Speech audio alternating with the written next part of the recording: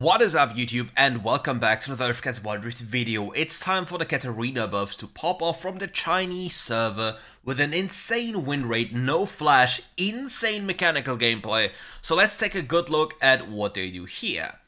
First, we see a challenger lobby with a few GMs. For the runes, we have a pretty decent mix of First Strike with a combo of Sudden Impact and Powered Attack, and the Eyeball Collector with a juicy bone plating in the second tree. 85.1% win rate. An absolute demon queen. Can't say demon king here. But yeah, she's starting with a longsword, one of the most typical starts a KATARINA can do because of the bonus AD that is really powerful in the early game thanks to the bonus damage you do with auto attacks. It's just a lot easier to cheese out a single kill.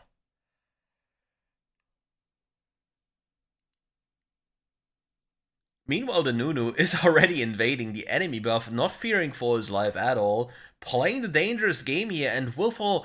Oh my god, the HP was so low. Imagine KATARINA was there. Would have been such a crazy pop-off. Ignite kills? Will she escape? Nah, there's no way.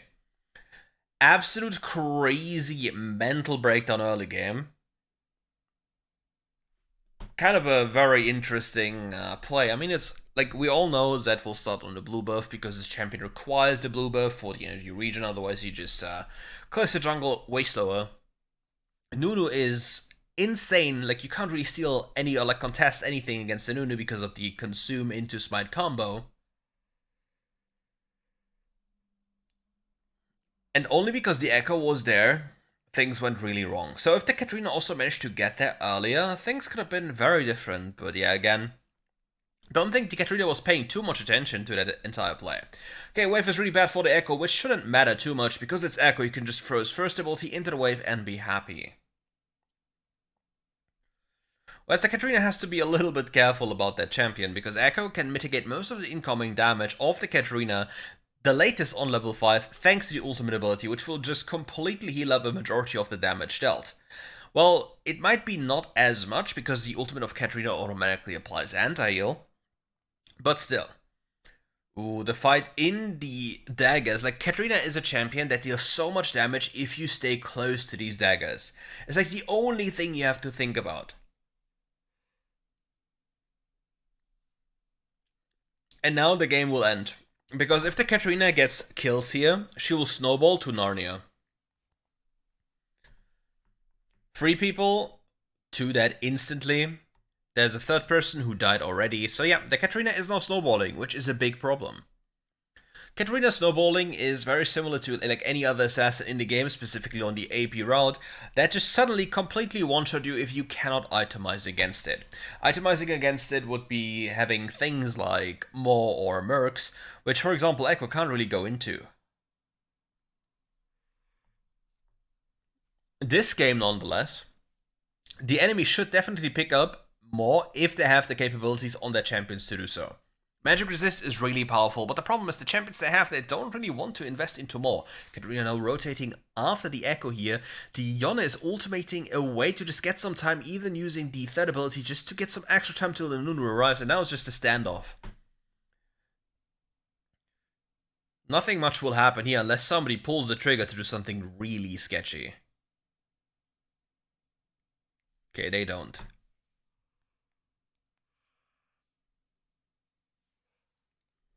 Okay. We have Sudden Impact bonus damage. We have Empowered Attack bonus damage. We have First Strike bonus damage. We have Boots of Mana, and we have Prophet's Pendant. This KATARINA is going to destroy people. Seraphine not instantly having ultimate available, gets a reset here, gets a quick little kill, even gets to survive here. Echo on the rotation here as well. Kai'Sa cleansing flashing away, living this as well again. The AD carry is on 1 HP, escaping the play, but now a Zed appears and gets the kill onto the Kai'Sa. Ultimates onto the Soda while the KATARINA is trying to go for the plant. And now we have the KATARINA waiting in the shadows just for the enemy to make a mistake and overcommit. But the enemy doesn't fall for it, so KATARINA has now to go back to the mid lane to just soak up the wave and the EXP here.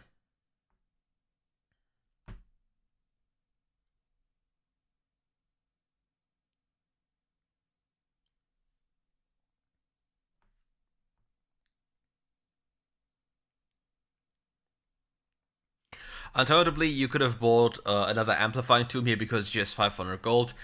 Now with this, she has to clear 1 or 2 waves and immediately back again. But if we are looking at like, we want to fight as fast as possible, then the objectively best choice would have been to buy another M tomb.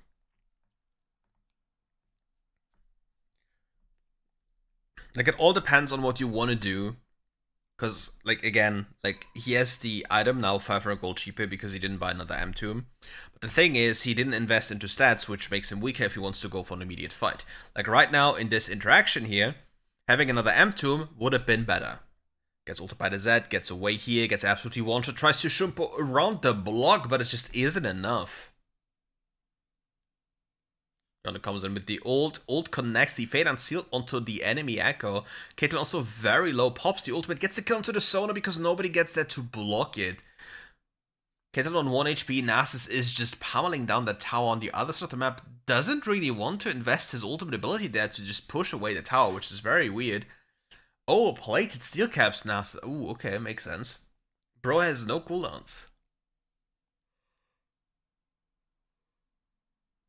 Or rather, bro has cooldowns.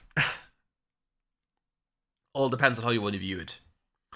Sona rotating in for the Herald here. Kai'Sa still dealing with the waves on the other side of the map. We might see another 4v4 here. Nasus will be late though, unless he chooses to stay. He in fact chooses to stay. Okay.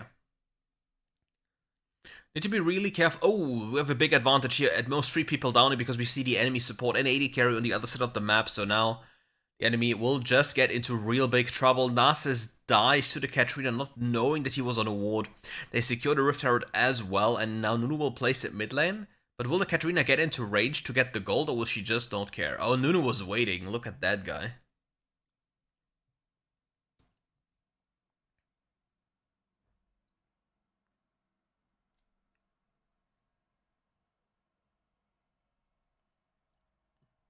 Permanent fighting.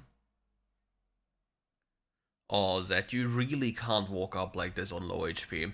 That's one of the biggest rules here when it comes to having a Katarina on the enemy team. You just don't want to give her the chance to get that reset. For example, if this was a team fight situation and that one person who is low HP chooses to walk up and give the Katarina a full reset, your life is absolutely miserable. It's the same for like Riven, the same for Ambassa.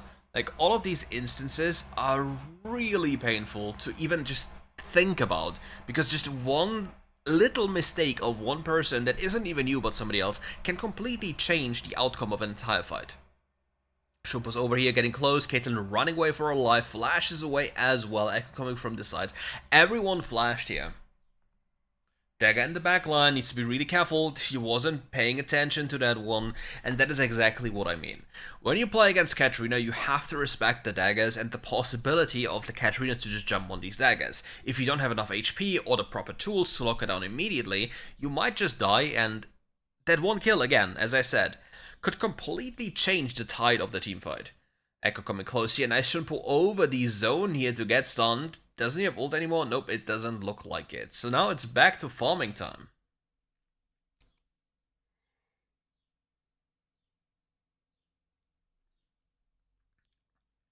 Printing money.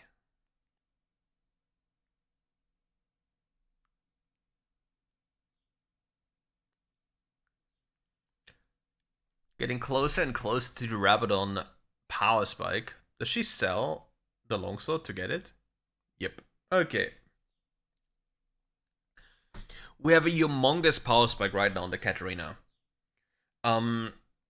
If she isn't cancelled or exhausted during ult, it's a disaster.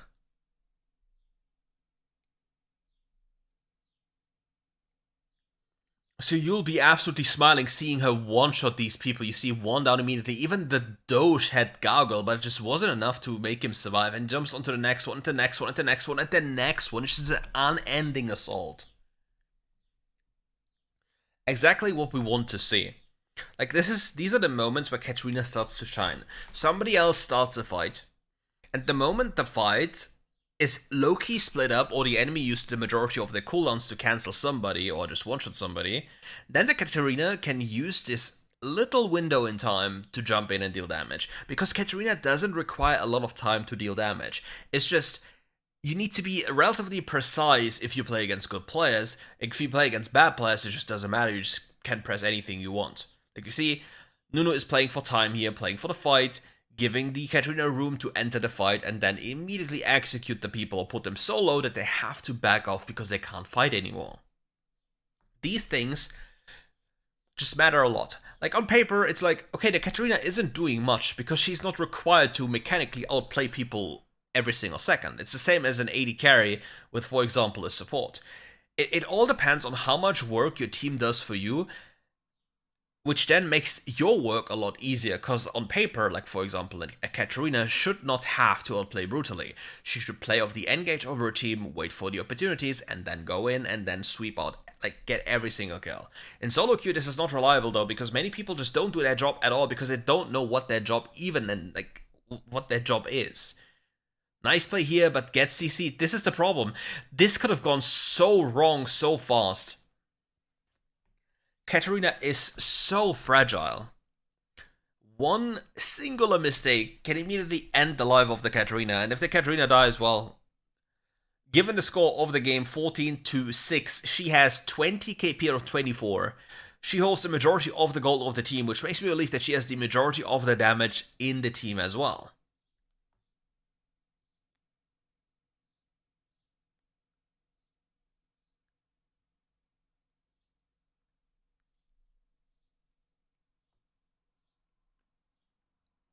Z ultimates here, but you need to be careful as Z to ultimate a Katarina, because the Katarina can always just jumpo around.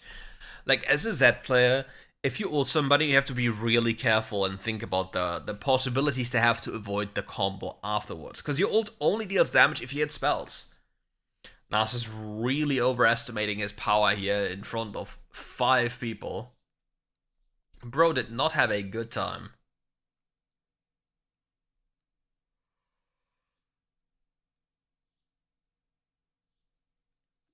And yeah, this Katarina is beyond fat. She's super accelerated for the time of the game, which means she will one-shot anything coming her way.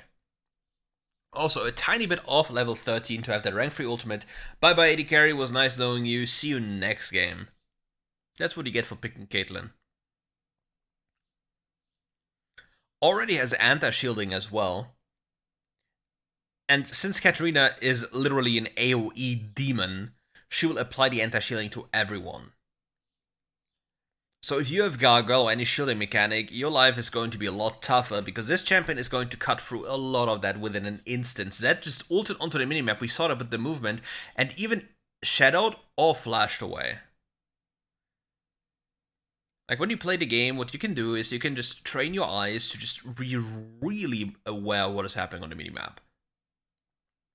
Because if you're not mechanically capable of moving the camera around a lot with your index finger, you just lose so much information, and losing information in WildRift is gonna cost you a lot, because you can't capitalize on the enemy's mistakes, because you don't even know they committed them. Mid lane static, looking at each other, enemy makes a mistake by the Caitlyn walking up, immediate death afterwards.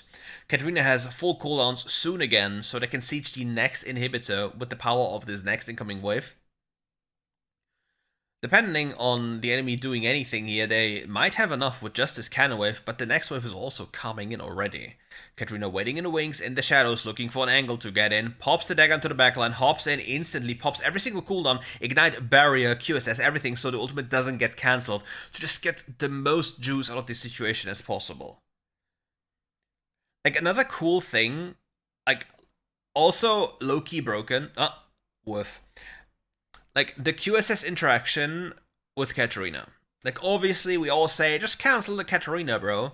Yeah, sure, we will cancel the Katarina, but the problem is, there's tools in the game, such as QSS, which deny that one. At least for, like, a moment in time. And exactly that moment in time might be just enough for the Katarina to kill every single player. And that is quite a problem. So let's see. It is the same Nuno, it seems to be a duo queue, so I assume he might do some cheesy stuff again. But I'm just gonna see what little bro is going to do.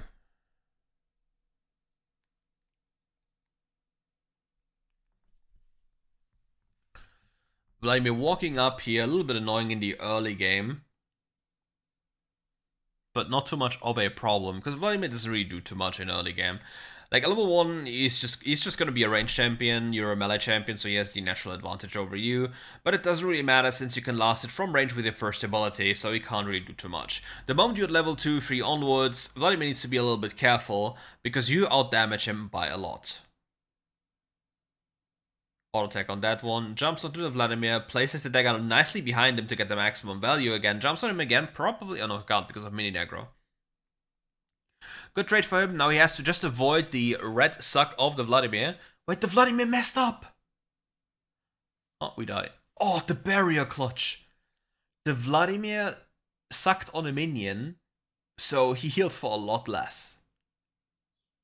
Like, these things are not allowed to happen. Like, you have one tool against KATARINA, and that is going to be your pool, and if that pool goes on cooldown, you'll just, get run down. Which is a good thing of, like, mental awareness of the KATARINA, of going for that play. The barrier gap. And we're going for the gank onto the Kaiser, secures the kill there.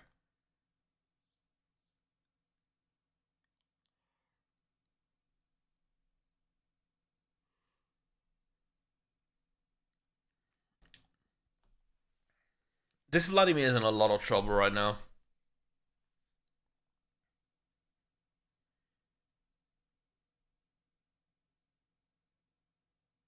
You see, the healing from the red Q of Vladimir, it's kinda insane. Nuno in position already for the dive here. Oh, there's going to be a 4-man. Nuno only has to tank for this, and then it's over. Okay, walks in, tanks the tower, jumps in, dagger 1, dagger 2, kill 1, reset, kill 2, kill trade, doesn't matter. 2 kills into the hands of the beautiful KATARINA. I really hope this game we see the Kaiser go merc threats and stuff. Like, this game, I really hope she goes like the Bruiser Kaiser then, because then it's winnable, but if she goes raw damage, it will not be winnable. Vladimir overextended here, Nuno flashing in here, instantly rooting that guy. Does he not have pool anymore? Ignite drops here, the BM, the dubstep ignite. And we see another play pinging onto the bottom side of the map, just wanting to accelerate the game as much as possible. Don't want to give the enemy any breathing room, just wants to fight before the enemy Lulu hits level 5.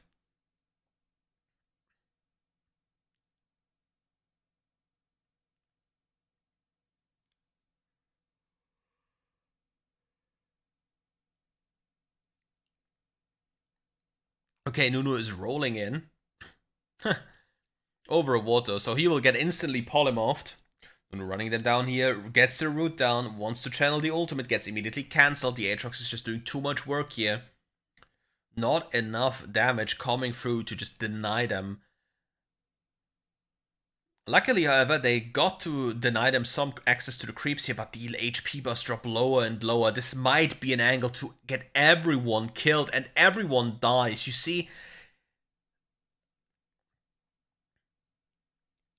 that one person that is enough to become the gap closer.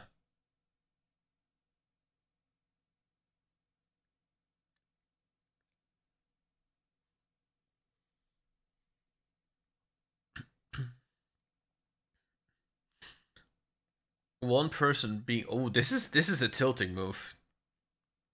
Oh my god. Nuno has to walk up and tank. Waits until he tanks, and then he goes. Yeah, enemy bot lane, no cooldowns, instant repeat dive with the tanky Nunu.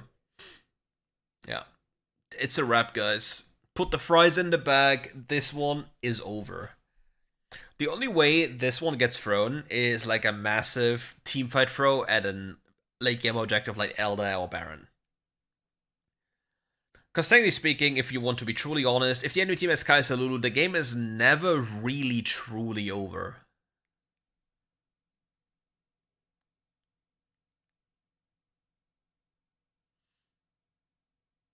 And that is a problem. Nunu on the Herald here, somebody is at the Scryer's Bloom, Vladimir also orbiting here, Darius also walking in, needs to be a little bit careful here to not get denied. Goes in with the kill, gets one, gets killed though. Sona not fast enough for this one. And the enemy team just cleans up the kill on him, but the Nunu just secures the objective. Oh no, the Darius now is in big trouble, is getting ulted by the Nunu too. Meanwhile, the Ezreal, or the Jace, is trying to defend his tower down there. Which should be no problem, he has enough wave clear. He also has plated steel caps and Manamune. Guy is a little bit tanky, which I respect. Oh, looking for the Kai'Sa here. Cancel the recall, jumps her face, but the Aatrox is coming around to Gordon, but she still gets one shot. So to put it in frank terms, we ball.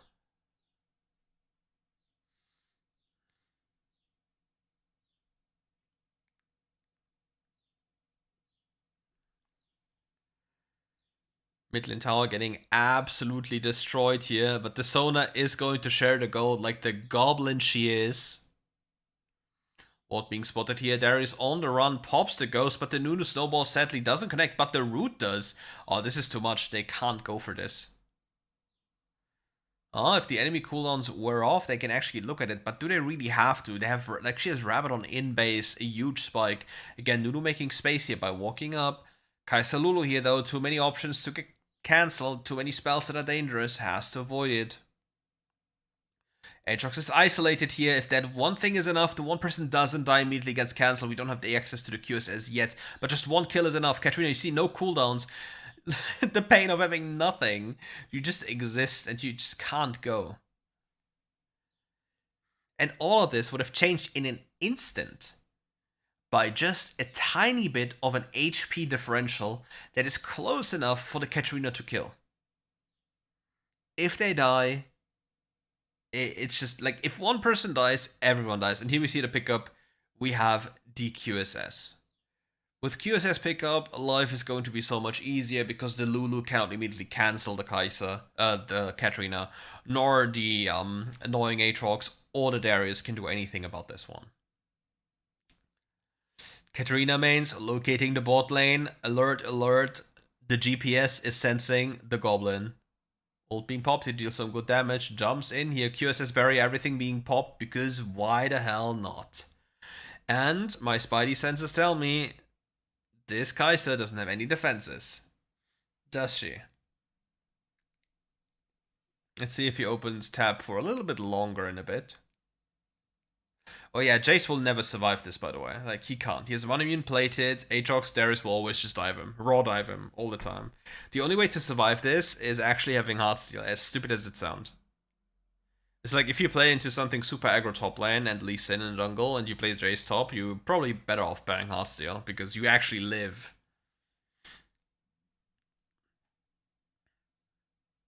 Because the HP differential makes so much of a difference. Oh, team getting engaged here. Sonak to counter the ultimate. Gargle being procced on the Nunu ult wearing off. He's waiting for an angle here. The Darius goes in too deep. Gets watched by the Katarina instantly and she jumps out. In the blink of an eye, instant kill. Vladimir walking up. The Hemomancer is still scaling. Walks in with the pool. The phase rushes out. 1 HP onto the Nunu. Nunu walking away, looking at the enemy jungle camps to maybe steal away a few and heal up at the same time. Katarina waiting in the shadows here. Aatrox jumping in completely alone and isolated. Jumps in with the combo and instantly QSSing just in case of getting CC'd. So Aatrox simply dies. Are we not gonna invade enemy buffs? What's going on? Nunu, come on. Hop up, chop chop. Thank you, brother.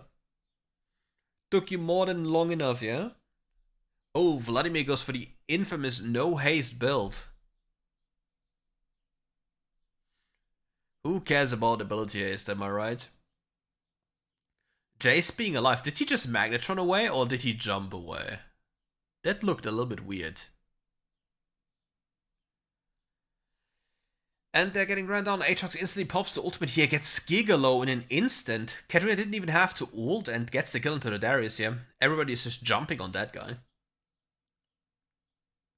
Now Aatrox is looking at the wolves. We know for a fact wolves and Grompa are up because we saw the spawn time earlier because they weren't available, which means if we see them on the minimap now that they have spawned.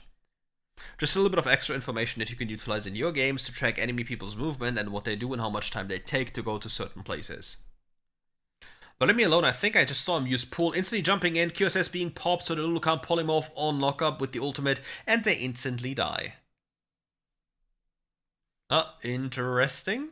I think it was the ultimate on the Ezreal, that's why the Sona locketed. Vladimir killed the Dominion. Yeah, it's so over for you. Just gets ulted. No monkey business. Why being like why sit on a cooldown that resets anyway? We ball, right?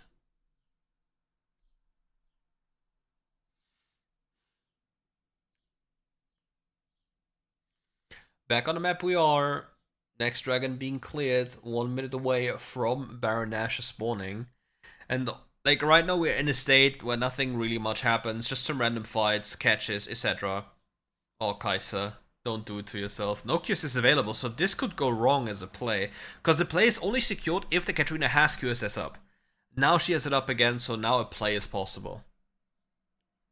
Because she doesn't have anything to fear. If she is fast enough, that is. Next inhibitor being taken away even before the Nash spawns. Entire base nearly broken open. It's definitely not looking good. Now the enemy, now they are actually walking towards Baron, having one enormous wave to clear. QSS being popped, insta-kill number 1. He just knows that he has enough damage to kill because he's so ridiculously fed. Deep ward being placed in a lane here just to know some extra information as to where the enemy is pathing. Even in places where people don't usually expect wards to be. So it's less likely to be cleared.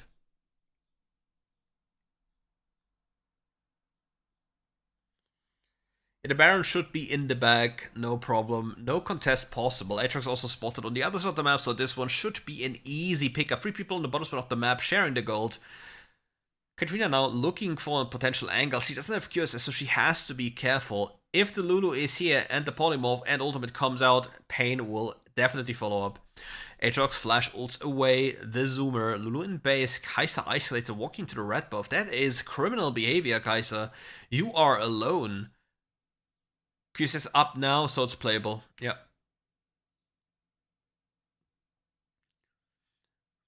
All thanks to the Jace being there, there was movement possible. If there's no ally champion so she can shunpo around, this would have been a lot scarier than it looked like. But yeah, like all of these plays are only possible with the power of having QSS. Darius getting CC'd, jump in happens, instant combo, jumping out of Nexus, do not tank the tower, goes in again, gets the next kill, Lulu in the base, 1 HP, and then they'll finish the game. And with that, we are actually at the end of this video. If you want to watch the last gameplay here, feel free to check out their channel in the description below, and we'll see each other for more content very soon. Take care, and see you soon for more RiftGuides content, be it edited videos, be it commentaries, be it reacts, be it anything, or streams. See you soon.